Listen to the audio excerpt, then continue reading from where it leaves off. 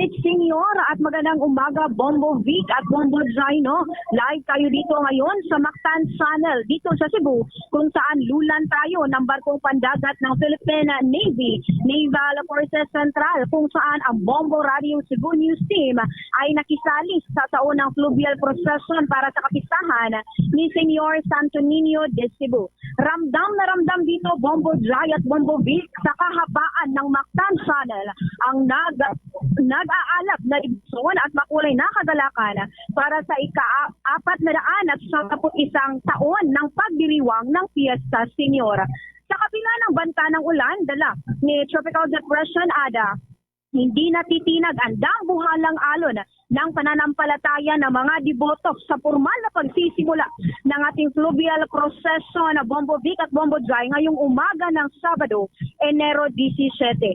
At ngayon na, opisyal na nagsimula ang fluvial procession kaninang 5:30 AM ng umaga dahilan na kahit madilim-dilim pa dito sa Cebu, kanina ay nakahanda na ang lahat ng barko sumali para lumahok sa prosesyon sa lahat ng imahe ng The Holy Child na si Senyor Santo Niño de Cebu, Virgen de Regla at si Saint Joseph.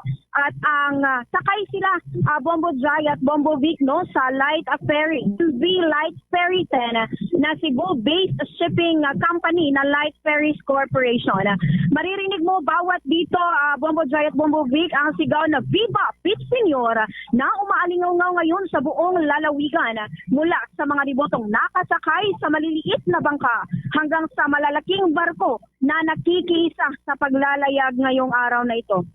Bagaman may naranasang bahagyang pag-ulan ng ilang bahagi ng Cebu ngayon at kanina, nanatili pa rin payapa, maayos at masigla ang daloy ng ating prosesyon dito sa kadagatan. Dahil sa laki ng aktibidad na ito, Bombo Vic at Bombo Jai, tiniyak naman ng mga otoridad ang kaligtasan ng bawat deboto sa pamamagitan ng pagkakalat ng kabuuang 436 na personnel para sa seguridad.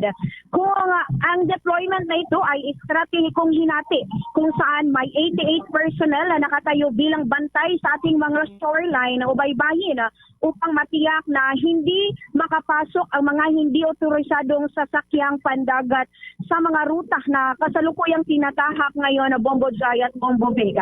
At ang fluvial procession ay tatahak sa iba-ibang bahagi ng tatlong mahahalagang tulay na magdudugtong ng mainland Cebu at Mactan.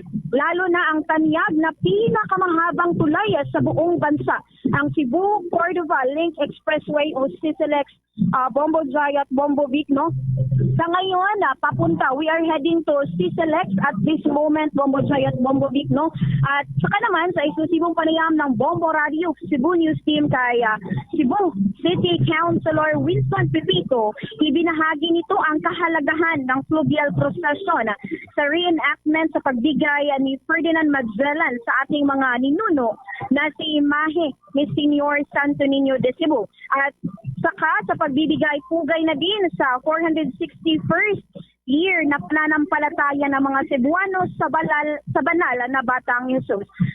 Sa ngayon, pakinggan natin ang naging pampayag ni Cebu City Councilor Winston Pepito. Ginagawa natin to every time may sinulog para sa pagbigay galang sa may kapal sa Senyor Santo Niño. Alright, yan ang pamahayag, naging pamahayag ni Cebu City Councilor Winston Pepito na isa rin sa mga nakilahok nitong fluvial procession at kasalukuyang kasabay natin na nakalulan ngayon sa Philippine Navy na barko Bombo Jai at Bombo Vic.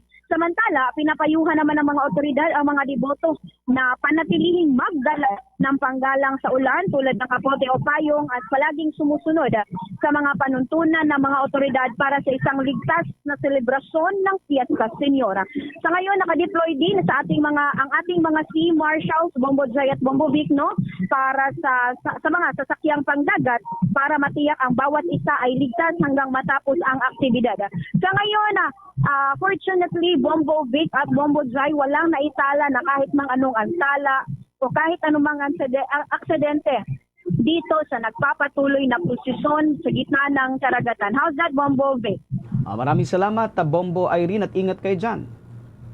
Alright, thank you. Mula rito sa fluvial procession ng coverage ng Bombo Radio Cebu.